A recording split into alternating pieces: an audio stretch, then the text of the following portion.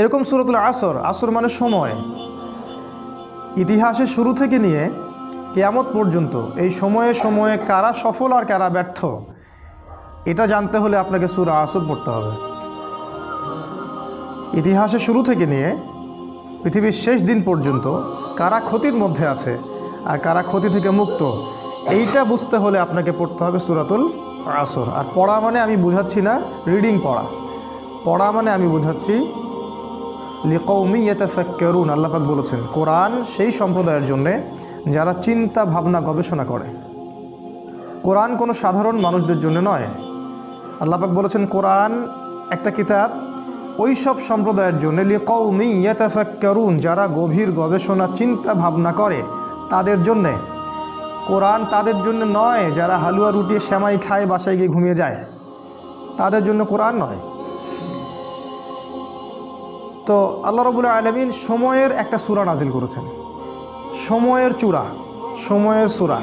Time এর উপরে উঠবেন, অতীতকে দেখতে পারবেন, ভবিষ্যৎকে দেখতে পারবেন, বর্তমানকে দেখতে পারবেন।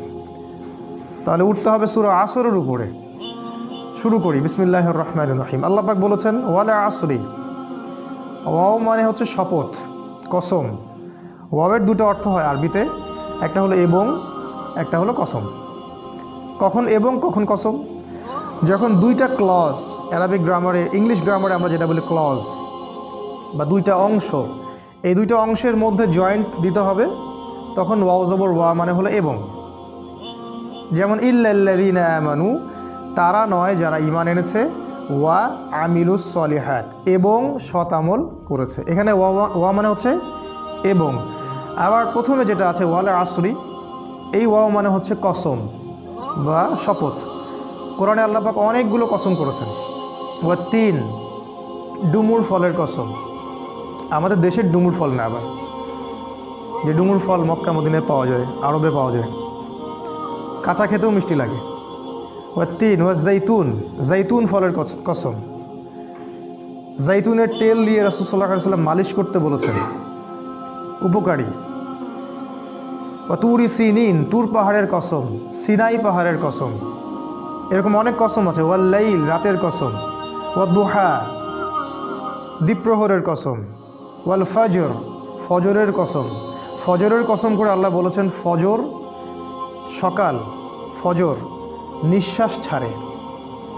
অসাধারণ একটা আয়াত, ফজর নিঃশ্বাস ছাড়ে। আজকের এডুকেশন সিস্টেম আমাদের এটা বিশ্বাস করবে সকাল নিঃশ্বাস ছাড়ে? কোরআন বলেছে ফজর, ফজরের সময় মালায়েকা চলে আসেন, কিরাত হয় ইমামে, তারা শোনেন। কারা কারা নামাজে আসছেন তারা লিখে রাখেন, আল্লাহর কাছে লিস্টটা নিয়ে যান, নিয়ে গিয়ে দেখান যে ফজরের জামাতে হাজির ছিল। আবার আসরের জামাতে আরেক দল ফেরেশতা আসে, তারা আবার দেখেন আসরের জামাতে কারা কারা আছে, তারা আবার ফজর পর্যন্ত থাকে। কোরআনে সূরা ফজরের মধ্যে শপথ করে বলা হচ্ছে যে ফজর নিঃশ্বাস ছাড়ে। আমাদের এডুকেশন সিস্টেম কি বিশ্বাস করবে কথাটা যে ফজর নিঃশ্বাস ছাড়ে? তারা বল পাগলের প্রলাপ, কি বলে এগুলো, হয়তো গাল গল্প বলে। এই জন্য আমি বারবার বলি যে this education system is created by দাজ্জাল। এই এডুকেশন সিস্টেমটা ক্রিয়েট করেছে দাজ্জাল নিজেই। তার উদ্দেশ্য একটাই, কিভাবে আমাদের পুরো জেনারেশনের পর জেনারেশন, প্রজন্মের পর প্রজন্মকে আল্লাহ থেকে দূরে সরানো যায়, এটাই উদ্দেশ্য, আর কোনো উদ্দেশ্য নেই। একজন পিএইচডি ডিগ্রি অর্জন করবে কিন্তু ভিতর থেকে হবে অন্ধ। একজন ডক্টরেট করবে, বাইরে থেকে ডিগ্রি নিয়ে আসবে, তার বাবা মা থাকবে বৃদ্ধাশ্রমে, সে ইন্টারনালি ব্লাইন্ড। আল্লাহ পাক এরকম অনেক কসম করেছেন, একটা কসম সময়ের কসম। সময়ের কসম আল্লাহ কেন করলেন সেটা বলার আগে বলছি, আল্লাহ যে কসম করলেন আমাদের জন্যও কি কসম করার বিধান নাই? আছে। আমরা যদি কসম করি তাহলে শুধু আল্লাহর নামেই করতে হবে। কারণ একটা হাদিসে রাসূল সাল্লাল্লাহু আলাইহি ওয়াসাল্লাম বলেছেন মান হালাফা বিগাইরি ইসমিল্লাহ ফাকাদ কাফারা, যে ব্যক্তি আল্লাহ ছাড়া অন্য কারো নামে কসম করলো সে কুফরি করলো। আমরা যখন কসম করব অবশ্যই আল্লাহর নামেই কসম করতে হবে। ছোটোবেলায় আমরা শিখেছিলাম আল্লাহর কসম করতে হয় না, এই জন্য আমরা মায়ের কসম করতাম, বাবার কসম করতাম। এখন আমরা দেশের কসম করি, মাতৃভূমির কসম করি। তা আল্লাহ বলেছেন কসম করতে হবে শুধুমাত্র আল্লাহরই, অন্য কারো না। তবে আল্লাহ রাব্বুল আলামিন তার সৃষ্টির কসম করেন, যেমন রাত দিন, ফজর, ডুমুর ফল, কোরআন, চাঁদের, সময়ের ইত্যাদি। সময়ের কসম করার অর্থ কী? সময়ের কসম আল্লাহ পাক কেন করছেন? আল্লাহ পাক যখন কোনো কিছুর কসম করছেন বুঝতে হবে ওই বিষয়টা অত্যন্ত গুরুত্বপূর্ণ। এটা বোঝার জন্য খুব বেশি বুদ্ধির দরকার নাই। আল্লাহ পাক তো সহজে কোনো বিষয়ের কসম করবেন না। আর কোরআন নাজিল করার সময় আল্লাহ পাক খুবই ইকোনমিক্যাল। কোন দিকে? শব্দ চয়নের ক্ষেত্রে আল্লাহ পাক অতিরিক্ত কোনো শব্দই চয়ন করতে চাচ্ছেন না, যেটা দরকার সেটা নাজিল করছেন। অহেতুক কোনো শব্দ কিন্তু কোরআনে নাই। কোরআন এমন একটা কিতাব যেটার একটা শব্দ দিয়ে একটা জাতির ইতিহাস বলা হয়েছে। সিরিয়াসলি, সূরা কাহফের মধ্যে একটা শব্দ আছে, যুলকারনাইন বাদশা যাচ্ছেন একদিকে, একটা কওমকে দেখতে পেলেন যে কওমের সূর্যের আলো থেকে বাঁচার কোনো বুদ্ধি ছিল না। তারা জানতো না কিভাবে সূর্যের আলো থেকে নিজেদেরকে রক্ষা করতে হবে। আল্লাহ ভালো জানেন এই জায়গাটা কোথায়। আল্লাহ পাক শুধু বলেছেন ক্যাযালিকা, ওরা এরকমই ছিল, ব্যাস এতটুকু। ওই সম্প্রদায়টা এমনই ছিল বলে আল্লাহ পাক অন্য প্রসঙ্গে চলে গেছেন। একটা ওয়ার্ড দিয়ে একটা সম্প্রদায়ের কথা বলেছেন আল্লাহ পাক। শব্দ আল্লাহ পাক অহেতুক চয়েস করবেন না। তাই সময়ের শপথ কেন করলেন? 3টা কারণে করতে পারেন, শর্ট করে বলছি। একটা হলো, অবশ্যই আমাদেরকে চোখে আঙ্গুল দিয়ে দেখিয়ে দেওয়া হচ্ছে যে আমাদের জীবনের সবচেয়ে গুরুত্বপূর্ণ জিনিস সময়। আমাদের মানব জাতির জন্য সবচেয়ে গুরুত্বপূর্ণ জিনিস হচ্ছে সময়, যেটা আমরা ফেসবুকে, অনলাইনে থেকে, ইউটিউবিং করে, গার্লফ্রেন্ডের সাথে সময় অপচয় করে, কফি খেয়ে, চায়ের দোকানে আড্ডা পিটে, খেলার মাঠে নষ্ট করি। তবে মানুষ যখন মৃত্যুবরণ করবে কিয়ামতের মাঠে এবং জান্নাতে যদি চলেও যায়, সেখানে গিয়েও মানুষের আফসোস হবে ওই সময়গুলোর জন্যে যে সময়গুলো মানুষ অহেতুক নষ্ট করেছে, যে সময়গুলোতে মানুষ আল্লাহর কথা বলেনি, আল্লাহর জিকির করেনি, রাসূলের প্রতি দরুদ পড়েনি। ওই সময়গুলোর জন্য মানুষ আফসোস করতে থাকবে। একজন জান্নাতি ব্যক্তিও আফসোস করতে থাকবে, কেন আমি ওই সময়গুলো আল্লাহর জিকির করিনি। সময় সবচেয়ে বেশি ইম্পর্টেন্ট জিনিস। আর এই সভ্যতা, এই গডলেস ওয়ার্ল্ড এবং এই এডুকেশন সিস্টেম আমাদের সময়গুলোকে খেয়ে ফেলেছে। এখন আমার মনে হয় এই 30 বছরের জীবনে এসে আমার কাছে মনে হয় যে আমার জীবনের 15 বা 18টা বছর অপচয় হয়ে গেছে। 18 বছরে আমি হাফেজ হতে পারতাম, আমি হয়তো হাদিসেরও হাফেজ হতে পারতাম, বুদ্ধি ব্রেন ভালো ছিল, ফার্স্ট হতাম সবসময়। আমি হয়তো ফিক পড়তে পারতাম, ইতিহাস পড়তে পারতাম, সিরাত পড়তে পারতাম। এখন সারাদিন রাত যত কাজই করি না কেন আত্মতৃপ্তি হয় না, মনে হয় কিছু না কিছু গ্যাপ থেকেই গেল। আর এই গ্যাপটা কখনো পূরণও হবে না, অসম্ভব। তাই যারা 40 বছর 50 বছর বয়সে তাস খেলছে, টিভি দেখতেছে, আড্ডা পিটাচ্ছে, এদেরকে দেখলে বুঝেই আসে না যে এই বয়সে কিভাবে সেটা করতে পারে। একটা বারও কি চিন্তা হয় না যে আমার হায়াত কমে আসছে, আমি পৃথিবীতে আর হয়তো বেশি দিন থাকবো না। সুবহানাল্লাহ, সময়ের কসম। আল্লাহ পাক সময়ের কসম করে আমাদেরকে সময়ের দিকে দৃষ্টি দিতে বলছেন, সময়ের সম্পর্কে সচেতন হতে বলছেন। দেখেন, মানুষ সারা জীবনে অনেক কষ্ট করে ঠিকই, কষ্টের পর কষ্ট সহ্য করে। একটা চাকরির জন্যে, একটা জমির জন্যে, একটা ভালো জব, স্ট্যাটাস, টাকা, সিকিউরিটি, বাড়ি গাড়ি, বউ বাচ্চা, এগুলোই তো। এগুলো ছাড়া আর কিচ্ছু নাই, এগুলো ছাড়া কিন্তু কিচ্ছু নাই, সব এগুলোই। এগুলোর পিছনে সারা দিন রাত মানুষ প্রচণ্ড পরিশ্রম করে, মানুষ কিন্তু প্রচণ্ড পরিশ্রম করে। আর শয়তান মানুষকে প্রচণ্ড পরিশ্রম করিয়েও নেয়। ও মানুষকে কষ্টের পর কষ্ট দিয়ে জাহান্নামে নিয়ে যেতে চায়। কিন্তু দেখেন, কষ্টের ট্র্যাকটা ভুল, কষ্টের ট্র্যাকটা ঠিক নাই, রং ট্র্যাকে সে কষ্ট করছে। এই যে আমাদের ছেলেমেয়েরা পড়াশোনা করছে, নার্সারিতে ভর্তি হচ্ছে 5 বা 6 বছর বয়সে, 25 বছর পর্যন্ত ঘাড়ে ব্যাগ থাকবেই। অনার্স মাস্টার্স করতে করতে 25 হয়ে যাবে বয়স। এই লম্বা সময়ে সে কোরআন শিখবে না। জেনারেল এডুকেশনের কথা বলছি, কোরআন A to Z শিখবে না, হাদিস শিখবে না, ফিকহ শিখবে না, ইতিহাস শিখবে না, সে ইসলামের যে রাসূলের জীবনী সেটা শিখবে না, সাহাবীদের জীবনী শিখবে না, এগুলো কিছুই শিখবে না। 25 বছর পর্যন্ত সে কষ্ট করবে। আমরা যখন জেনারেল লাইনে পড়তাম, আমাদেরকে এক একটা কবিতা, এক একটা গল্প এমনভাবে পড়ানো হতো, একদম ভেজে ভেজে খাওয়ায় দেওয়া হতো। রবীন্দ্রনাথের কবিতা, নজরুলের কবিতা, জীবনানন্দ দাশের কবিতা, শেক্সপিয়ারের গল্প, তারপরে আপনার মাইকেল মধুসূদন দত্তের কবিতা। অবশ্যই এখানে ইসলামপন্থী কারো কবিতা ছিল না। আপনার কাছে যদি মনে হয় এই পুরো প্ল্যানটা এমনি এমনি হয়ে গেছে, আপনি বোকা স্বর্গে বাস করছেন, এর পিছনে একটা মাস্টার মাইন্ড আছে। এই পুরো প্রসেসটা একদিনে হয়নি, এটাকে সাজানো হয়েছে, ঢেলে সাজানো হয়েছে, যাতে করে আমাদের প্রজন্মের বা প্রজন্ম ইসলাম থেকে দূরে সরে যায়, তাদের জীবনের বড় একটা সময় নষ্ট হয়ে যায়। সময়ের কসম করেছেন আল্লাহ, এটা একটা কারণ, সময়ের প্রতি মূল্যায়ন করা। সেকেন্ড কারণ হচ্ছে আল্লাহ পাক অতীতের দিকে তাকাতে বলছেন আমাদের দিকে, অতীতের দিকে। সময়ের কসম করে আল্লাহ পাক আমাদেরকে বোঝাচ্ছেন যে অতীতের দিকে তাকিয়ে দেখো, সময়ে সময়ে যারাই আল্লাহর বিধানকে অস্বীকার করেছে আল্লাহ পাক তাদেরকে এই দুনিয়াতেও লাঞ্ছিত করেছেন, পরকালেও যন্ত্রণাদায়ক শাস্তি দিয়েছেন। আল্লাহ পাক সময়ের কসম করে আমাদেরকে হিস্ট্রি পড়তে বলছেন, ইতিহাস। অতীতের দিকে তাকাও, দেখো আদম আলাইহিস সালাম থেকে শুরু করে এই পর্যন্ত একই সুন্নাত, আল্লাহর সুন্নতের মধ্যে কোনো পরিবর্তন নাই। ওয়ালান তাজিদা লিসুন্নাতিল্লাহি তাবদীলা, আল্লাহ বলেছেন আমার সুন্নাত, আমার স্টাইলে কোনো পরিবর্তন পাবে না। যাদের কাছেই আল্লাহর হেদায়েত এসেছে, যারা স্বীকার করে নিয়েছে, আল্লাহ পাক তাদেরকে দুনিয়ায় সাফল্য দিয়েছেন, পরকালেও সাফল্য দিয়েছেন। আর যারাই আল্লাহর বিধানকে অস্বীকার করেছে আল্লাহ পাক দুনিয়াতে শাস্তি দিয়েছেন, পরকালেও শাস্তি দিয়েছেন। যেমন নূহ আলাইহিস সালামের কওম আল্লাহ পাক ডুবিয়ে দিলেন। আদ জাতি প্রচণ্ড শক্তিশালী, নারিকেল গাছের সমান সমান একটা মানুষ, এর চেয়েও বড়, পাহাড়ের মধ্যে বাসা করে থাকে, আল্লাহ পাক ওদেরকে ঝড় দিয়ে উড়িয়ে দিলেন। শুআয়ব আলাইহিস সালামের কওম খুবই দাপটের জাতি, ওদের অপরাধ ছিল মানুষকে অন্যায়ভাবে মারতো। আমাদের ওই যে রিমান্ডে নিয়ে যেটা করে ওইটা করতো আর কি, রিমান্ডে নিয়ে গেলে যে পিটানটা পিটায়, এইগুলো তারা সমাজে মানুষকে পিটাইতো আর কি। একজন মানুষ দোষী, দোষ তো প্রমাণ হয়নি, মারা যাবে। ধরেন একজন মানুষ খুনের কারণে বন্দী হয়েছে, প্রমাণ হয়েছে কি এখনো? আপনি মারতে পারেন না তো, মেরে আপনি জবানবন্দি নিতে পারেন না, ইসলামে হারাম। চলছে এগুলো, কে বুঝাবে? শুআয়ব আলাইহিস সালামের কম এই কাজটা করতো। আরেকটা কাজ করতো, মাপে কম দিত আর মানুষের সম্পদ লুট করতো। আমাদের এই যে ব্যাংকিং সিস্টেমের মতো, মানুষকে কলা ঝুলায় টোপ দেয়, একটা বাড়ির দাম 10 লাখ টাকা, আমরা আপনার পক্ষ থেকে বাড়িটা কিনে দিব, কিন্তু আপনাকে 10 লাখের জায়গায় 30 লাখ দিতে হবে, কারণ অতিরিক্ত যে 20 লাখ দিতে হবে এটার জন্য আমরা আপনাকে 20 বছর সময় দিচ্ছি।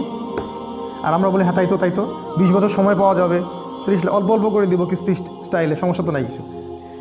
এই কলা ঝুলাই দিয়ে আপনার সম্পদ তারা লুটে নিল, সুদ। আরেকটা যে পেপার মানি, কাগজের টাকা। আমি তো বললাম যে আমরা সোনা নিয়ে ওদের ব্যাংকে যাই, ওদেরকে সোনা দিয়ে ডলার নেই। শুআয়ব আলাইহিস সালামের কওম এরকম কাজ করতো, আল্লাহ পাক ভূমিকম্প দিয়ে ধ্বংস করেছেন ওদেরকে, ভূমিকম্প দিয়ে। সময়ের দিকে তাকায় দেখেন, সামুদ জাতি এরকম শক্তিশালী ছিল, আল্লাহ পাক ওদেরকে বজ্রপাত দিয়ে ধ্বংস করেছেন। ফেরাউন পৃথিবীতে এমন একজন মানুষ যে মনে করতো আমি আল্লাহ, আয়না রব্বুকুমুল আ'লা, আমি ছাড়া তোমাদের মহান কোনো রব নাই। আল্লাহ পাক ওকে পানিতে ডুবাই দিলেন। এখানে একটা ঘটনা আছে, অনেকদিন বলা হয়নি, বলতে যাচ্ছিলাম। ফেরাউন যখন ডুবছিল তখন কিন্তু সে ঈমান এনেছিল, এটা কি জানেন? ফেরাউন যখন ডুবছিল তখন কিন্তু সে ঈমান নিয়ে আসছিল। ফেরাউন যখন ডুবছে ও সেনাবাহিনী সহ, তখন জিবরাইল অন্যান্য ফেরেশতারা চলে আসছেন, কারণ মৃত্যু হবে, এখন জান কবজ করা হবে। এবং যারা পাপী ওদের জান কবজের সময় ওদেরকে চেহারার মধ্যে মারা হয়, প্রচণ্ড জোরে জোরে পিটানো হয়, থাপ্পড় দেওয়া হয়। ওরা দেখতে পারে, আমরা দেখতে পারবো না। তো জিবরাইল আলাইহিস সালাম তাকে কাদা ছুটছিলেন, কাদা নিয়ে তার মুখে ছুটছিলেন। ওই সময় ফেরাউন বলেছিল যে আমানতু বিরব্বি হারুন ওয়া মূসা, আমি হারুন এবং মূসার রবের প্রতি ঈমান নিয়ে আসলাম। আল্লাহ পাক তখন বলছেন আল-আন, এখন, আল ইয়াউমা নুনাজ্জিকা ফি বাদানিকা, আজকে তোমার এই দেহকে আমি সংরক্ষণ করব, লিতাকুনা আয়া, যাতে করে তুমি নিদর্শন হও তোমার পরবর্তী জাতিদের জন্য। কিন্তু জিবরাইল আলাইহিস সালাম বলেছেন একটা হাদিসের মধ্যে, হাদিসে কুদসির মধ্যে, যে ওই সময় জিবরাইল আলাইহিস সালামও ভয় পাচ্ছিলেন, যে কারণ সে তওবা করছে, যদি আল্লাহ পাক এই সময় তার তওবা কবুল করে নেন আর তিনি যে ওকে মারছেন, যদি আল্লাহ পাক এই জন্য তাকে ধরেন। এই জন্য জিবরাইল আলাইহিস সালামও ভয় পাচ্ছিলেন। আল্লাহ পাকের রহমত এত প্রশস্ত, আল্লাহ চাইলে ওই সময় যদি তাকে মাফ করে দিতেন। জিবরাইল আলাইহিস সালাম বলছেন, যেদিন থেকে ফেরাউন বলেছে আনা রব্বুকুমুল আ'লা, ওই দিন থেকে আমি ওকে ঘৃণা করি, ওই দিন থেকে আমি ওয়েট করতেছি কখন সে মরবে, আমি আযাব দিব। তো এই যে ফেরাউন, সেও সময়ের স্রোতে হারায় গেল, নমরুদ হারায় গেল। এখনকার এই যুগের ফেরাউনরাও হারায় যাবে, এই যুগের নমরুদ যারা তারাও হারায় যাবে, কোনো কিছুই সময়ের মধ্যে টিকে থাকবে না। সময়ের কসম করে আল্লাহ পাক বলছেন, এই যে হিস্ট্রি দেখো, শিক্ষা নেও। আরেকটা উদ্দেশ্য হতে পারে সময়ের, সেটা হলো যে এই যে আমরা যে সময় বসবাস করছি আখিরুজ্জামান, শেষ জামানে, এই শেষ জামানের যে সময়, এই সময়টার প্রতি আল্লাহ পাক বেশি গভীর দৃষ্টি দিতে বলছেন, কারণ এটা হচ্ছে ইতিহাসের সবচেয়ে ইম্পর্ট্যান্ট টাইম। কারণ এখানে এমন এমন কিছু ঘটনা ঘটবে যা পৃথিবীর ইতিহাসে কখনো ঘটেনি। কীরকম? একদিন সাহাবীরা বসে আছেন, রাসূল সাল্লাল্লাহু আলাইহি ওয়াসাল্লাম আসলেন, এসে বললেন তোমরা কী নিয়ে কথা বলছো? সাহাবীরা বললেন আমরা কিয়ামত নিয়ে কথা বলছি। রাসূল সাল্লাল্লাহু আলাইহি ওয়াসাল্লাম বললেন শুনে রাখো, 10টা আলামত না দেখা পর্যন্ত কিয়ামত হবে না। নাম্বার 1 দাজ্জাল, নাম্বার 2 ইয়াজুজ আর মাজুজ, নাম্বার 3 ঈসা আলাইহিস সালামের আগমন, নাম্বার 4 দাব্বাতুল আরদ, জমিন থেকে অনেকগুলো প্রাণী বের হবে। 5 নাম্বার আর দুখান, ধোঁয়া, সারা পৃথিবী ধোঁয়ায় ছেয়ে যাবে। 6 নাম্বার, 6, 7, 8 সম্ভবত 3টা ভূমিকম্প, 3টা বড় বড় ভূমিকম্প হবে পৃথিবীর পূর্ব, পশ্চিম এবং মাঝখানে। আরেকটা হচ্ছে পশ্চিম দিক থেকে সূর্য উঠবে। আর সর্বশেষটা হচ্ছে ইয়েমেন থেকে আগুন বের হবে, এই আগুনটা মানুষকে তাড়িয়ে নিয়ে আসবে আরাফার মাঠের দিকে। রাসূল সাল্লাল্লাহু আলাইহি ওয়াসাল্লাম বলছেন 10টা আলামত না দেখা পর্যন্ত কিয়ামত হবে না। এগুলো মেজর আলামত। এই জন্য এই সময়টা, শেষ যুগের এই শেষ সময়টা বেশি ইম্পর্টেন্ট। এখানে এমন কিছু ঘটনা ঘটবে যেটা ইতিহাসে কখনো ঘটেনি। দাজ্জাল কখনো বের হয়নি, ইয়াজুজ আর মাজুজ এর আগে বের হয়নি, সূর্য কখনো আগে পশ্চিম দিক থেকে উঠে নাই, ধোঁয়ায় সারা বিশ্ব ছেয়ে যায়নি, জমিন থেকে বড় বড় জানোয়ার বের হওয়া শুরু হয়নি এখন। এমনও হাদিস আছে যে ওরা মানুষের সাথে কথা বলবে। একজন পুরুষ ঘর থেকে বের হলে ঘরে ফিরে আসবে, বাড়ির দেওয়াল, ওই ব্যক্তির পা, অন্য জানোয়ার তাকে বলে দিবে বাড়িতে কি হয়েছিল। মানে এরকম প্রযুক্তি আসতেছে সামনে। সময়ের কসম করে আল্লাহ পাক এই শেষ জামানার দিকে আমাদেরকে তাকাতে বলছেন, এবং এটা বলছেন এই শেষ জামানায়, এই জায়গাটা ভালো করে বোঝেন, এই শেষ জামানায় ইন্নাল ইনসানা লাফি খুসর, এই শেষ জামানার প্রত্যেকটা মানুষ ক্ষতির মধ্যে আছে। এটা আল্লাহ বোঝাচ্ছেন আমাদের। আখিরুজ্জামানের প্রত্যেকটা মানুষ ক্ষতির মধ্যে আছে। ইন্নাল ইনসানা লাফি খুসর, নিশ্চয়ই, ইন্না মানে নিশ্চয়ই, আল ইনসান মানে মানুষ, লা মানে আবার অবশ্যই, ফি মানে মধ্যে, আর খুসর মানে ক্ষতি। শাব্দিক অর্থ হয় নিশ্চয়ই মানুষ অবশ্যই ক্ষতির মধ্যে আছে। আখিরুজ্জামান এমন একটা জামান, এমন একটা যুগ, যে যুগের কোনো মানুষ ক্ষতি থেকে বাইরে নয়। যতই দাড়ি, টুপি, পাগড়ি আর জুব্বা থাকুক না কেন, সে ক্ষতি থেকে বাইরে নয়। যে মনে করবে সে ক্ষতি থেকে বাইরে, সে বোকার স্বর্গে বাস করছে। রাসূল সাল্লাল্লাহু আলাইহি ওয়াসাল্লাম কি বলেননি, আখিরুজ্জামানের একটা ব্যক্তি খুঁজে পাওয়া যাবে না যে সুদ থেকে মুক্ত থাকতে পারবে? তিনি কি বলেননি এই জামানার সবচেয়ে বেশি হবে মেয়েরা, এবং মেয়েরা নগ্ন হয়ে বাইরে ঘুরবে। মুমিন ভাই, মুমিন স্বামী তাকে বাড়িতে রাখতে পারবে না, সে দায়ুসে পরিণত হবে, কিছু করতে পারবে না। শেষ জামানায় দাজ্জাল এবং তার সেনাবাহিনীরা এমনভাবে সারা বিশ্ব শাসন করবে, এদের গ্রিপ থেকে মুমিন বের হতে পারবে না। সবচেয়ে বড় হাদিসটা হচ্ছে শেষ জামানায় মুমিনের হাতে জ্বলন্ত কয়লা রাখা যেমন, ঈমান ধরে রাখাটা ওই রকম হবে। নিজেকে প্রশ্নগুলোর উত্তর পাওয়া যাবে আমাদেরকে সবাইকে, যে আমরা যে ইসলামটা ফলো করছি আর কি, এটা কি হাতে কয়লা ধরার মতো কি না? আমরা যে ইসলামটা ফলো করছি, আসলেই কি আমরা হাতে জ্বলন্ত কয়লা ধরে আছি কি না? এরকম কষ্ট হচ্ছে কি না? যদি কষ্ট হয়, সুসংবাদ আপনার জন্য। যদি কষ্ট হয় তাহলে আপনার জন্য সুসংবাদ, আপনি সেই ব্যক্তি যার কথা রাসূল বলেছেন। আর যদি কষ্ট না হয়, আফসোস আমাদের জন্যে, আমার উপর ধিক্কার, আমি সেই ব্যক্তি যার কথা রাসূল বলেছেন নেগেটিভলি, পজিটিভলি না। কি বলেছেন রাসূল সাল্লাল্লাহু আলাইহি ওয়াসাল্লাম? সকালে মুমিন থাকবে, বিকালে কাফের হয়ে যাবে। বিকেলে কাফের থাকবে, সকালে মুমিন হবে। ইয়াবিউ রাজুলু দীনাহু লিআরদি দুনিয়া, দুনিয়ার বিনিময়ে একজন ব্যক্তি তার দিনকে বিক্রি করে দিবে। এই হলো আখিরুজ্জামান। এই জামানার প্রত্যেকটা মানুষ ক্ষতির মধ্যে। তবে আল্লাহ পাক বলেছেন 4 শ্রেণীর মানুষ নয়।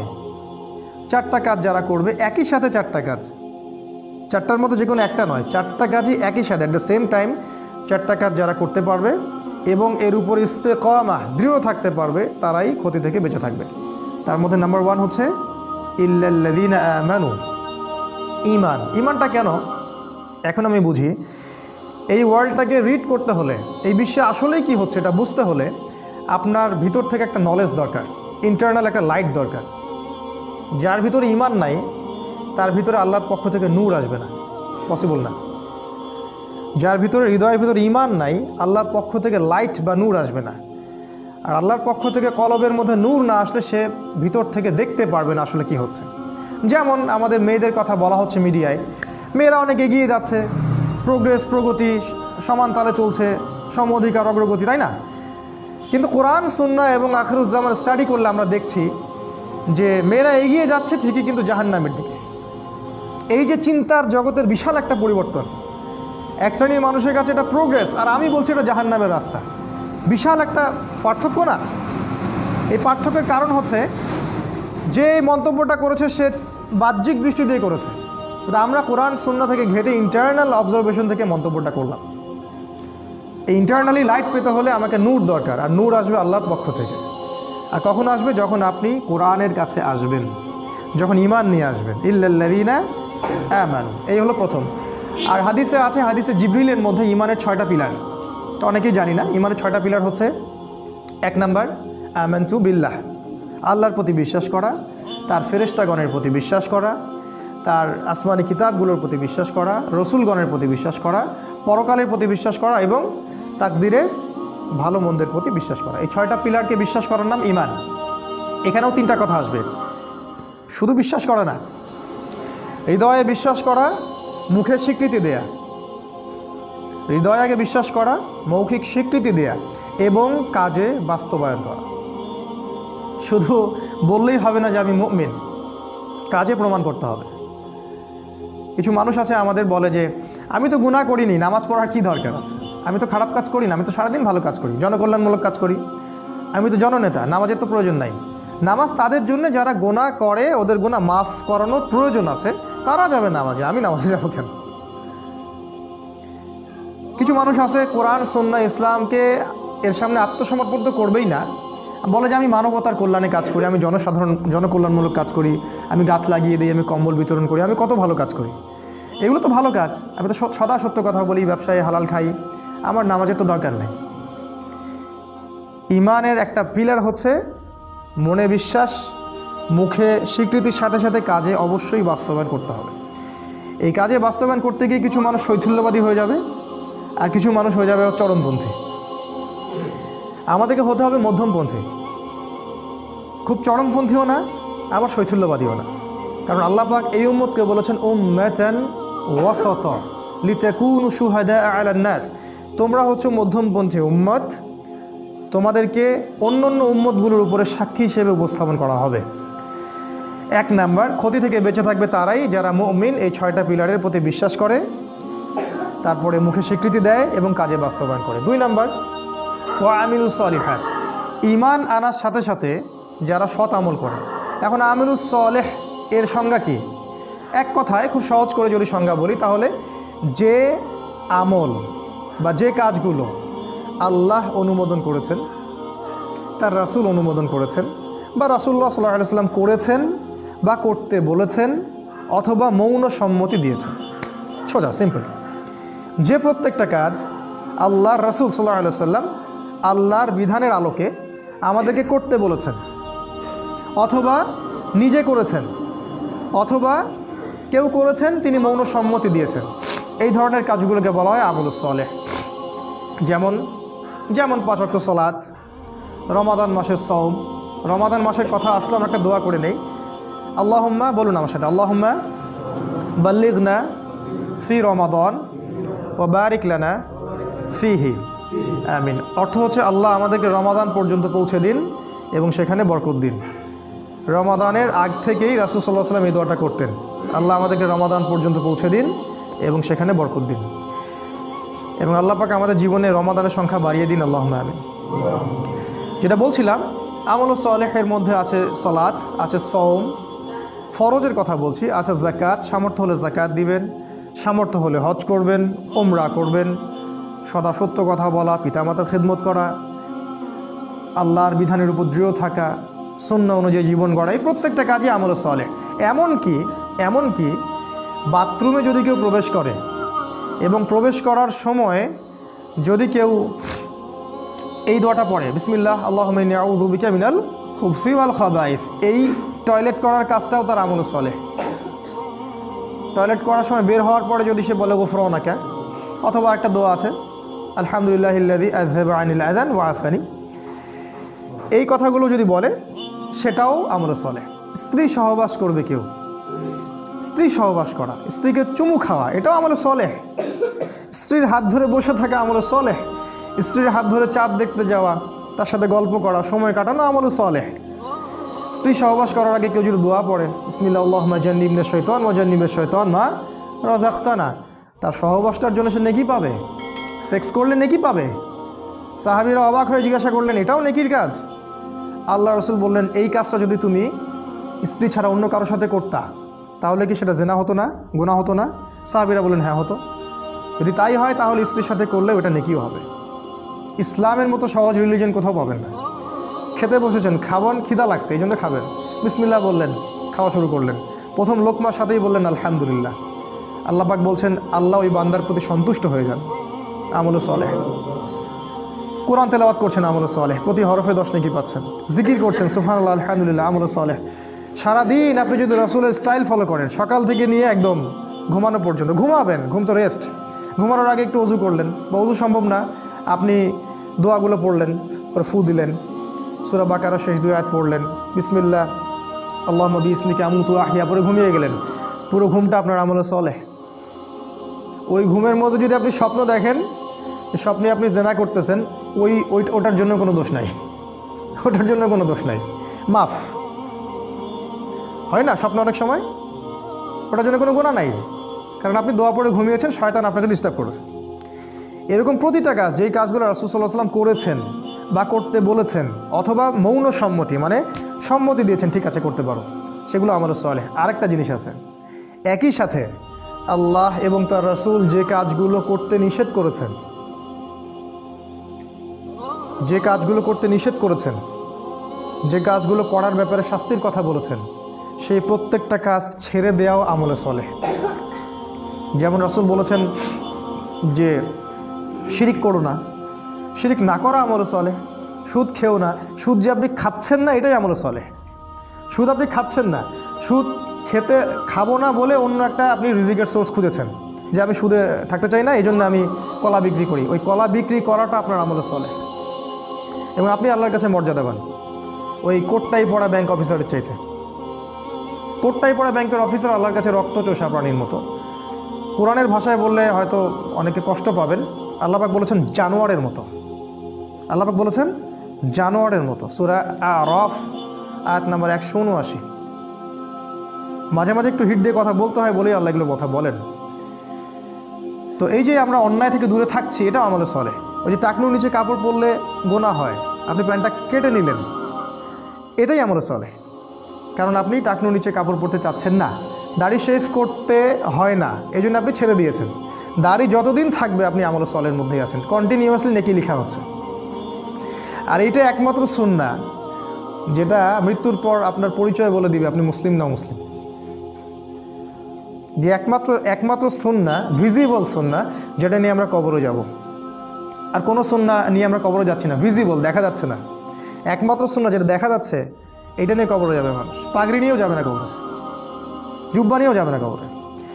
তো যেটা বলছিলাম যে আপনি যে অন্যায়গুলো, এগুলো থেকে যে দূরে থাকছেন, এটা আমলে সলেহ। সেটা প্রত্যেকটা অন্যায় হোক না কেন, যত বড় স্কেলেই হোক আর যত ছোট স্কেলেই হোক, তাহলে আমলে সলেহ আমি মনে হয় বোঝাতে পেরেছি। যে আমলগুলো রাসূল করেছেন, করতে বলেছেন অথবা সম্মতি দিয়েছেন, সেগুলো আমলে সলেহ। একই সাথে যেগুলো রাসূল নিষেধ করেছেন, এগুলো ছেড়ে দেওয়াও আমলে সলেহ। আরেকটা বিষয় আছে, সেটা হলো যে আমলে সলেহ এর বিপরীত জিনিসকে বলা হয় বেদাত। যখন কোনো ব্যক্তি আমলে সলেহ করে না, অন্য কোনো পদ্ধতি অবলম্বন করে যেটা আল্লাহ এবং তার রাসূল অনুমোদন করেননি ইসলামে, এটাকেই বেদাত বলা হয়। এটা সংখ্যার ক্ষেত্রে হতে পারে, সময়ের ক্ষেত্রে হতে পারে, এটা পদ্ধতির ক্ষেত্রে হতে পারে। যেমন দরুদ পাঠ করাটা ইবাদত, কিন্তু মিলাদ মাহফিলের স্টাইলে দরুদ পড়াটা বিদআত। একজন ব্যক্তি দোয়া করবে, একাকী দোয়া করতে পারে, মাশাআল্লাহ, কোনো সমস্যা নেই, কিন্তু সম্মিলিতভাবে একটা সিস্টেম তৈরি করে নেয়া তা বিদআত। একজন মানুষ ধরেন রোজা রাখবে, ভালো কাজ, এটা একটা নির্দিষ্ট দিনকে বেছে নিল যে এই দিনে আমি 1000 রাকাত নামাজ পড়বো, আর এই দিনে আমি হালুয়া রুটি খাবো, আর এই দিনে রোজা রাখবো, সিস্টেমটা বেদআত। অর্থাৎ আমলে সলেহ এর বিপরীতটাই কিন্তু বেদআত। আমলে সলেহ এর পরিণাম জান্নাত, বেদআতের পরিণাম কিন্তু জাহান্নাম। আল্লাহ পাক আমাদেরকে হেফাজত করুন। এই হলো 2 নাম্বার, ঈমান এবং আমলে সলেহ। আর 2টা আছে, শর্ট করে দিচ্ছি। 3 নাম্বার ওয়াতাওয়াসাউ বিল হক, তারা ক্ষতি থেকে বেঁচে থাকবে শেষ জামানায় যারা নিজেরা আগে হকের উপরে থাকে, নিজেরা আগে হকের উপরে দৃঢ় থাকে, পাহাড়ের মতো, খিদির আলাইহিস সালামের মতো, ওই যে পাহাড়ে পাথরের উপর বসেছিলেন, রকের উপরে, নিজেরা দৃঢ় থাকে এবং এরপরে অন্যদেরকে হকের দিকে ডাকে, এরা ক্ষতি থেকে বেঁচে থাকবে। যারা ঈমান এনেছে, এরপর আমলে সালেহ করছে, এখন মাশাআল্লাহ পরিবার গঠন করে ফেলেছে, নিজের যোগ্যতা হয়ে গেছে, নিজে হকের উপর আছে মাশাআল্লাহ, এবার মানুষকে সে হকের দিকে ডাকছে। কারণ ডাকার কাজটা তো স্কুল বয়দের কাজ না, এটা স্কলারদের কাজ। কারণ যদি আমরা দাওয়াত দেওয়ার যোগ্যতা অর্জন না করি, তাহলে আমি মানুষকে ভুল পথে দাওয়াত দিব। সিম্পল। আমি যদি ইংরেজির প্রফেসর হতে চাই, আমাকে ইংরেজির উপর আরও বড় ডিগ্রি নিতে হবে, তারপরে আমাকে ক্লাস নিতে হবে। তাই আমরা নিজেরা যদি আগে এগুলোর উপর স্টিল থাকি, তারপরে আমরা যখন মানুষকে দাওয়াত দিব, যোগ্যতা অর্জন করব, জ্ঞান অর্জন করব, তখন মানুষ সঠিক পথের দিকে আমরা ডাকতে পারবো। আর এই জায়গায় কিন্তু সমস্যা আছে, আমরা দাওয়াটা খুব পছন্দ করি, তো যোগ্যতা থাক বা না থাক একটু সুর করে বলতে পারি, পড়াশোনা থাক বা না থাক, হ্যাঁ পড়াশোনা খুব একটা নাই, সুর আছে গলার মধ্যে।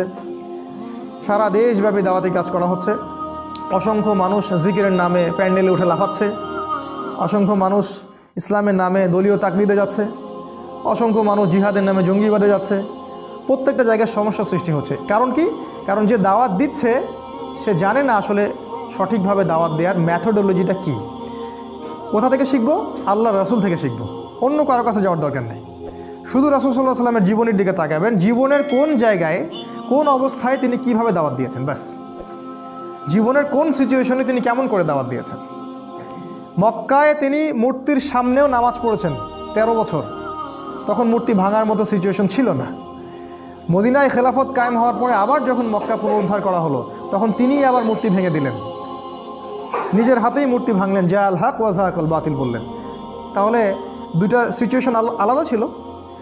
দায়ীকে বুঝতে হবে তার যোগ্যতা কতটুকু, তাকে কোন সিচুয়েশনে কি বলা যাবে কি বলা যাবে না, কি কোন দিকে মানুষকে ডাকতে হবে, কোন সময়ে কোন দিকে দাওয়াত দিতে হবে।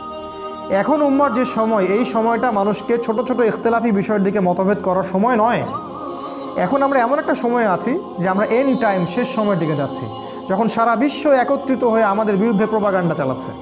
আর এই সময় যদি আমরা বিভিন্ন দলে উপদলে ভাগ হয়ে থাকি, তাহলে আমাদের ওই যে হাওয়া বেরিয়ে যাবে, আল্লাহ পাক সূরা আনফালে বলেছেন, বাতাস বের হয়ে যাবে, হাওয়া বের হয়ে যাবে, তোমরা পাগুলো স্থলিত হবে, এক ভাইকে মারবে আরেক ভাই হাসবে, এক ভাইকে মারবে আরেক ভাই হাসবে, বলবে আমাকে তো মারে নাই, আমার দলকে তো কিছু বলেনি, সমস্যা নেই। তো বোকা বুঝতে পারেনি যে পরে ওর কাছে ওরা আসতেছে। তো এটা হবে। তাহলে হকের দাওয়াত দেওয়ার আগে আমাদেরকে হকটাকে চিনতে হবে, হক চিনতে হবে, এবং এর উপরে আগে নিজেদেরকে দৃঢ় থাকতে হবে, তারপরে গিয়ে আমাদেরকে অন্যকে দাওয়াত দিতে হবে। এবং দাওয়াত দেওয়ার সময় আমাকে পরিবেশ পরিস্থিতি এবং সময় বুঝতে হবে, কোন সময়ে কোন প্রেক্ষাপটে কিসের দাওয়াত দিতে হবে। এবং এই দাওয়াত দেওয়ার সময় হতে হবে মানুষের সাথে নরম, উদার। একটা মানুষ এখনও ইসলামের বেসিক কোনো বিষয় জানেই না, ধরেন সে সলাতই আদায় করে না, এখন আপনি কি সবার আগে ওকে সলাতের দিকে ডাকবেন, নাকি ওকে আপনি বুকে হাত বাঁধা শেখাবেন? কী করবেন বলেন তো? আপনার বুদ্ধিমানের কাজ কি? অ্যাটলিস্ট তাকে আগে সলাতের দিকে তো ডাকবেন। সে নামাজ পড়তেছে মাশাআল্লাহ, এখন নিয়মিত জামাতে আসে মাশাআল্লাহ, হৃদয়টা পরিবর্তন হচ্ছে, আস্তে আস্তে আস্তে আস্তে আপনি ওকে মাসআলাগুলো বোঝান। আমরা কি করি? আমরা প্রথমে আক্রমণ করি, যেখানে যাই এটা ঠিক না, ওইটা ঠিক না, আপনার এটা ভুল হয়েছে, আপনার এটা ঠিক না। এতে করে কি হয়? ওরা তো এই ব্যাপারটাকে ভালোভাবে দেখেই না, বরং এখানে ওরাও তখন ডিফেন্সিভ হয়ে যায়, ওরাও তখন বলে যে না আমাদেরটাই ঠিক। ওরাও মাহফিল করবে আপনার বিরুদ্ধে, আর আমরাও মাহফিল করবো ওদের বিরুদ্ধে। এই হচ্ছে উম্মার সার্কাস। শব্দটা কি বললাম আমি? সার্কাস। এখন এই বাংলাদেশে এই সার্কাস চলে। হকের দাওয়াত দেওয়ার জন্য হকের সংজ্ঞা জানতে হবে। আল্লাহ পাক সূরা কাহাফের মধ্যে বলেছেন, আয়াত নাম্বার 23 বা 24, আল্লাহ বলছেন ওয়াকুলিল হক মির রব্বিকুম, হক সেটাই, সত্য সেটাই যেটা তোমার রবের পক্ষ থেকে নাজিল হয়। ফামান শাআ ফালইউমিন, যার ইচ্ছা হয় সে ঈমান নিয়ে আসুক, ওয়ামান শাআ ফালইয়াকফুর, যার ইচ্ছা হয় সে অস্বীকার করুক। ইন্না আ'তাদনা লিযালিমিনা নারান, আর আমি আল্লাহ জালেমদের জন্য আগুন প্রস্তুত করে রেখেছি। আল্লাহ পাক হকের সংজ্ঞা দিলেন, হক সেটাই যেটা আল্লাহর পক্ষ থেকে নাজিল হয়। তাহলে আল্লাহর পক্ষ থেকে কি গণতন্ত্র নাজিল হয়েছে? ধর্মনিরপেক্ষতাবাদ, কমিউনিজম, আমাদের সেকুলারিজম, আমাদের এই যে ইউনাইটেড নেশনস, জাতিসংঘ, আমাদের ইসরায়েলের ব্যাংকিং সিস্টেম, এগুলো আল্লাহর পক্ষ থেকে নাজিল হয়েছে। কি নাজিল হয়েছে আল্লাহর পক্ষ থেকে? এক সময় আল্লাহর পক্ষ থেকে তাওরাত নাজিল হয়েছিল। ওই তাওরাতই ছিল ওই সময়ের হক, ওই তাওরাতটা ওই সময়ের হক ছিল। এরপরে জাবুরটা ওই সময়ের হক ছিল, ইনজিলটা ওই সময়ের হক ছিল। এখন কিয়ামত পর্যন্ত হকের মানদণ্ড কোরআন এবং সুন্নাহ, এর বাইরে যাওয়ার কোনো সুযোগ নাই। জীবনের প্রতিটা ক্ষেত্রে যদি এটার উপর আমল একজন ব্যক্তির না থাকে, সে ব্যক্তি নামে মুসলিম হতে পারলেও কাজে এখনও পরিপূর্ণ মুসলিম হতে পারেনি। এটাকে বলা আত্মসমর্পণ। এই হকটাকে আমরা আগে চিনলাম, এরপরে আপনি হকের দিকে মানুষকে দাওয়াত দিবেন। আর আমি বললাম দাওয়ার ক্ষেত্রে আমাদেরকে হতে হবে একটু লিবারেল, একটু নমনীয়, মানুষকে আগে বেসিক জিনিসগুলোর দিকে নিয়ে আসা, তারপরে আপনি আস্তে আস্তে কঠিন জিনিসগুলো আলোচনা করেন। আর সবচেয়ে বেশি যেটা ইম্পর্টেন্ট, এই শেষ জামানায় সবার মাঝে একটা মৈত্রীর বন্ধন তৈরি করা বেশি ইম্পর্টেন্ট। সে যে কোনো সংগঠন করুক না কেন, সে যে কোনো দল করুক না কেন, আমাদের দেখা উচিত ওর মধ্যে ভালো কতটুকু আছে। হানাফিদের মধ্যে ভালো আছে, আহলুল হাদিসদের মধ্যে কিছু ভালো আছে, তাবলিগের মধ্যেও দেখবেন আপনি কিছু ভালো আছে, জামাত ইসলামে দেখবেন আপনি কিছু ভালো আছে, চরমনায়ে দেখবেন কিছু ভালো আছে। সবারই মধ্যে কিছু না কিছু ভালো অবশ্যই আছে। আপনি কেমন করে বুঝবেন কোনটা ভালো কোনটা খারাপ? ওই যে বললাম, হক থেকে বুঝতে হবে। হকের মানদণ্ড দেখে আপনাকে ডিসাইড করতে হবে যে এটা ভালো এটা খারাপ। আর একান্ত যদি নাই পারি ডিসাইড করতে আমি, তাহলে সমসাময়িক যত ওলামায়ে কেরাম আছে তাদের কাছে যাব, গিয়ে বলবো, পরামর্শ করব যে আসলে কোনটা সত্য কোনটা মিথ্যা, এবং তারপরে আমি যাচাই বাছাই করে দেবো কোনটা সত্যের বেশি কাছাকাছি। আর যদি দেখা যায় দুইটা অপশন দেখা যাচ্ছে, এটাও ঠিক ওইটাও ঠিক, যেমন ধরেন সুবহানাল্লাহ, এটা 33 বার করে পড়া যায়, 33 33 33, আর লাস্টে একবার লা ইলাহা ইল্লাল্লাহ ওয়াহদাহু লা শারীকা লাহু, তাই না? কি জানি, লা ইলাহা ইল্লাল্লাহ, হ্যাঁ মাশাআল্লাহ, লাহুল মুলকু ওয়া লাহুল হামদু ওয়া হুয়া আলা কুল্লি শাইইন। সহি। একটা হাদিসে আরেকজন সাহাবীকে রাসূল বলছেন 33 33 34 বার আল্লাহু আকবার। এটা কি জয়ীফ? এটা সহি। তাহলে কখন আপনি ওইটা আমল করেন, কখন এটা আমল করেন, বৈচিত্র্য থাকলো। বেতের সালাত কত রাকাত পড়েছেন রাসূল? 1 3 7 5 9, কোনটা সহি? সব সহি। এখন কিছু মানুষ বলবে আমরা গোলালু মার্কা আলেম, সবই সহি বলে। এক জায়গায় এই কথাটা বলে আসলাম মিঠাপুকুর জায়গিরহাটে, তো পরে একজন খুবই খেপে গেছে আমার উপরে, খাবার টেবিলে আমার উপর খুব আক্রোশ ঝাড়লো, বলল যে আপনি গোলালু মার্কা আলেম, আপনি সবগুলোকে সহি বললেন। আমি জিজ্ঞাসা করলাম বেতর সালাত কোনটা সহি? বললো যে আমি তো অত পণ্ডিত না, পড়াশোনা জানি না, বলে চলে গেল। এই যে আমাদের আচরণগত সমস্যা, এটার কারণ আসলে অজ্ঞতা এবং আমাদের সব নলেজগুলো না থাকা। এরকম প্রতিটা মাসআলা আপনি দেখবেন, ওই যে পায়খানা করতে বসা থেকে শুরু করে ঘুমানো পর্যন্ত যতগুলো আমল আমরা করি, প্রতিটা আমলেই একাধিক অপশন আছে। একবারে হাঁটু বেড়ে বসার অপশন আছে, এক পা ডান পা খাড়া করে বসার অপশন আছে পায়খানাতে। খাবার টেবিলে বসার, মানে নিচে যখন বসি হাঁটুর উপরে বসার অপশন আছে না? তাশাহুদের মতো বসার অপশন আছে না? কোনটা সহি? বলবেন দুটাই সহি। আপনি সালাতে দাঁড়াবেন, কখনো 2 রাকাত সুন্নত পড়ার অপশন আছে, কখনো 4 রাকাত আছে না? কখনো বেতর 1 রাকাত পড়ার অপশন আছে, কখনো 3 রাকাত আছে না? কোরআন তেলাওয়াত করবেন, অপশন নাই? অপশন আছে। আপনি যে কোনো সুন্নার দিকে যান, ঘুমাবেন, ঘুমানোর সময় অনেক দোয়া, কোনটা সহি? সবগুলোই সহি। সূরা কাফিরুন পড়ে ঘুমানোর হাদিস আছে, সূরা কাফিরুন। অনেকে বলবে এটা নাই, আছে, হয়তো সে জানে না। তাই আমাদেরকে এই জায়গায় যেটা করতে হবে যে সব ডাটাগুলোকে এক জায়গায় আনতে হবে। যদি আমার কাছে না থাকে, আমি ওলামায়ে কেরামদের বই পড়ব, সহযোগিতা নিব, এবং সবার মাঝে ঠিক আছে ভাই, আমি বুঝতে পারতেছি ওরটা হয়তো একটু দুর্বল, আমারটা বেশি সহি, আচ্ছা ঠিক আছে, সে সেটা করতেছে, করুক। আমি তাকে হিকমার সাথে একসময় বুঝাবো যে ভাই এটা চেয়ে এটা বেশি সহি, আপনি চাইলে এটা করতে পারেন, আমার কাছে এটা ভালো মনে হয়। মাশাআল্লাহ। কোনো ইমামের মধ্যে কি কোনো দ্বন্দ্ব ছিল? হানাফি মাযহাবের ইমাম শাফিঈ মাযহাবকে ঘুষি মারতেন নাকি? আমরা এগুলো করি কেন? আমাদের এগুলো অজ্ঞতা অথবা হিংসা অথবা হটকারিতা, এগুলোর কারণে করি। এতে করে আমাদের একটা লাভ হয়, সেটা কি জানেন? আমরা ইহুদি খ্রিস্টান এবং জায়নিস্টদের দাসে পরিণত হই, এটা আমাদের লাভ হয়। আমরা ইহুদি খ্রিস্টান এবং জায়নিস্টদের দাসে পরিণত হই, কারণ ওরা বিভক্ত উম্মাকে সুযোগ পেয়ে ধ্বংস করার পথ খুলে যায়। এটা হলো হকের দাওয়াত আমরা দিব। আর একটা হলো সবর, এটা বলে শেষ করছি। সবর ওয়াতাওয়াসাউ বিস-সবর, হকের দাওয়াত দেওয়ার সাথে সাথে যারা সবর করে। আচ্ছা, দাওয়াতের সাথে সবরের সম্পর্ক কি? রংপুরে কুকুরের সংখ্যা বেশি হয়েছে না? আমাদের এলাকায় একই অবস্থা। আমাদের এলাকায় কুকুরের যন্ত্রণায় ঘুমানো যায় না এখন। আর একটা বিষয় আমি দেখছি আমাদের এলাকায় অনেক বিত্তশালী আছে, তো বিত্তশালীদের টাকা রাখার জায়গা নাই, আর বাসায় হয়তো আল্লাহ এবং তার রাসূলের প্রতি সেই রকম তাওয়াক্কুল আছে কিনা আল্লাহ ভালো জানেন, তো সবাই কুকুর পুষতেছে বাসায়, সম্পদ পাহারা দিচ্ছে কুকুররা। সুবহানাল্লাহ। জানেন এই ব্যাপারেও হাদিস আছে যে বিনা প্রয়োজনে যদি কেউ কুকুর পালে, কথাটা মনে হলো, দেখেন এটা উপকার হবে, বিনা প্রয়োজনে যদি কেউ কুকুর পালে প্রতিদিন তার আমলনামা থেকে 1 কেরাত নেকি কেটে দেওয়া হবে। 1 কেরাত, 1 কেরাত মানে হচ্ছে উহুদ পাহাড়ের সমান। আমি দেখেছি উহুদ পাহাড়, আপনারা যারা হজ করেছেন দেখেছেন, উহুদ পাহাড় এত বড় নেকি তার আমলনামা থেকে কেটে দেওয়া হবে। আবার কেউ যদি কোনো ভাইয়ের জানাজায় যায়, তার আমলনামে 1 কেরাত নেকি লিখে দেওয়া হবে। মাটি দিলে আরও 1 কেরাত নেকি লিখে দেওয়া হয়। তো সবরের সম্পর্কটা কি? হকের সাথে সবরের একটা সম্পর্ক আছে, সেটা হলো সত্য এমন একটা জিনিস যেটাকে আক্রমণাত্মকভাবে প্রতিষ্ঠিত করা যায় না। হক এমন একটা জিনিস যেটাকে কখনো আক্রমণাত্মকভাবে প্রতিষ্ঠিত করা যায় না, ধৈর্যের সাথে প্রতিষ্ঠিত করতে হয়। এক্সাম্পল, আপনি নূহ আলাইহিস সালামের দিকে তাকান, 950 বছর দাওয়াত দিলেন, 40 বা 80টা মানুষ ইসলাম কবুল করলেন। আপনি তাকান ইব্রাহিম আলাইহিস সালাম, সবর করতে করতে দেশে থাকতে পারলেন না, হিজরত করতে হলো। শেষ করছে। তারপরে দেখেন আপনি আদ সামুদ জাতি, ঠিক আছে, ফেরাউন, মুসা, ঈসা আলাইহিস সালাম। ঈসা আলাইহিস সালামের তো জায়গাই হলো না পৃথিবীতে।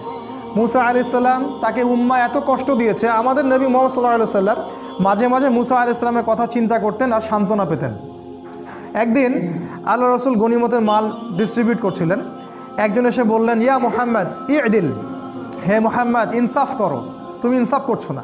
আল্লাহ রসুলকে বললেন এইভাবে ডাইরেক্ট।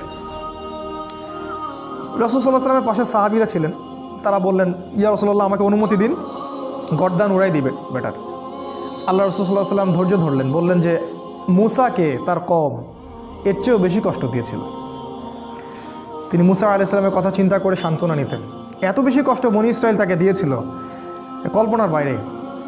আল্লাহ পাক বনী ইসরাইলের মধ্যে এমন অনেক নবী পাঠিয়েছিলেন যাদের সাথে কোনো উম্মতি ছিল না, 2 জন 4 জন 5 জন 10 জন। আবার এমনও হয়েছে একই সাথে একটা জায়গায় অনেকগুলো নবীকে পাঠানো হয়েছে এবং সবাইকে তারা হত্যা করেছে। একদিনে 40 জন নবীকেও তারা হত্যা করেছিল, এরকম হিস্ট্রি আছে। তো সবরের ব্যাপারটা নবীদের সাথে সম্পর্কিত, তাদের দাওয়াতের সাথে দেখেন হকের সাথে সবর সম্পর্কিত আছে। আর সর্বশেষ দেখেন আমাদের মুহাম্মদ সাল্লাল্লাহু আলাইহি ওয়াসাল্লাম নবীজি, তিনি এত ভালো মানুষ, তাকে আল আমিন বলা হয়। তিনি কখনো মিথ্যা বলেন না, কাউকে কষ্ট দেন না, এতিমকে ভরণ পোষণ করেন, বিধবাকে দেখেন। নবী হওয়ার পর থেকেই তার টাইটেলগুলো চেঞ্জ হয়ে গেল, তাকে বলা হচ্ছে কাযযাব, মিথ্যাবাদী, ভণ্ড, প্রতারক, ক্ষমতা লোভী, তাই না, জিনগ্রস্ত, শয়তানের বলি আওড়া, এগুলো সব বলা হচ্ছে। হঠাৎ করে চেঞ্জ হয়ে গেল, তাকে 15টা গালি খেতে হচ্ছে, 14 বার তাকে হত্যা করার চেষ্টা করা হয়েছে। নিজের মাতৃভূমিতে তার থাকা হলো না, হিজরত করতে হলো, সবর করলেন। তাই এই যে হকের দাওয়াত, এর সাথে সবরটা খুব ইম্পর্টেন্ট। আমরা যেন এই হকের দাওয়াত দিতে গিয়ে অধৈর্য হয়ে না যাই এবং লিবারেল মধ্যম পন্থা অবলম্বন করি এবং সবার সাথে হৃদ্যতার সম্পর্ক তৈরি করার চেষ্টা করি, সবর করি। একদিনে কোনো কিছু পরিবর্তন হবে না, একদিনে কখনো কোনো কিছু পরিবর্তন হবে না। একটা সুন্দর গঠনমূলক পদ্ধতিতে দীর্ঘস্থায়ী একটা পরিকল্পনা করলে হয়তোবা কোনো ফলাফল পাওয়া যাবে। আল্লাহ রাব্বুল আলামিন, আজকে সময় শেষ হয়ে গেছে, আমি শর্ট শেষ করলাম। আল্লাহ পাক আমাদেরকে শেষ জামানার এই সূরাতুল আসরের উপরে আমল করার তৌফিক দান করুন। এখানে যে বিষয়গুলো আছে এক বাক্যে বলছি যে আল্লাহ পাক সময়ের কসম করে আমাদেরকে সময়ের গুরুত্ব বুঝিয়েছেন, অতীত থেকে শিক্ষা নিতে বলেছেন, শেষ জামানার দিকে বেশি ফোকাস করতে বলেছেন। তিনি বলেছেন শেষ জামানার বেশিরভাগ মানুষই ক্ষতির মধ্যে আছে, তবে তারা নয় যারা ইমানদার, ইমান এনেছে এবং একই সাথে সৎ আমল সম্পাদন করেছে এবং এর সাথে তারা হকের উপর প্রতিষ্ঠিত ছিল, অন্যকেও হকের দাওয়াত দিয়েছে এবং সর্বশেষ যারা ধৈর্যের উপদেশ দিয়েছে পরস্পরকে। এই গুণগুলো আল্লাহ পাক আমাদেরকে অর্জন করার তৌফিক দান করুন, আল্লাহুম্মা আমিন। আল্লাহ রাব্বুল আলামিন আমাদেরকে কোরআন বুঝে পড়ার তৌফিক দান করুন, আল্লাহুম্মা আমিন। এবং এই ছোট্ট সূরাটার মধ্যে অনেক ব্যাপক আলোচনা আছে, আপনারা এগুলোর তাফসির পড়বেন, বাসায় তাফসির কিনবেন, পড়বেন, আরও অনেক নলেজ আপনারা জানতে পারবেন ইনশাআল্লাহ। আল্লাহ পাক এই প্রতিটা বিষয়ের উপর আমাদেরকে আমল করার আল্লাহ পাক তৌফিক দান করুন। আমাদের কোরআনের আলোয় আল্লাহ পাক আমাদেরকে আলোকিত করুন, আমাদেরকে ঈমান আনার মতো আনার তৌফিক দান করুন, আমলে সালেহ বেশি বেশি করার তৌফিক দান করুন, হকের উপর থাকার তৌফিক দান করুন, দাওয়াত দেওয়ার তৌফিক দান করুন এবং সবর বা ধৈর্য ধরার আল্লাহ পাক তৌফিক দান করুন, আল্লাহুম্মা আমিন। এই বলে আমি আমার আজকের বক্তব্য শেষ করছি। আর শেষ করার আগে আজকে যে বক্তব্যটা হলো এর উপর একটা কুইজ হবে। এই কুইজটার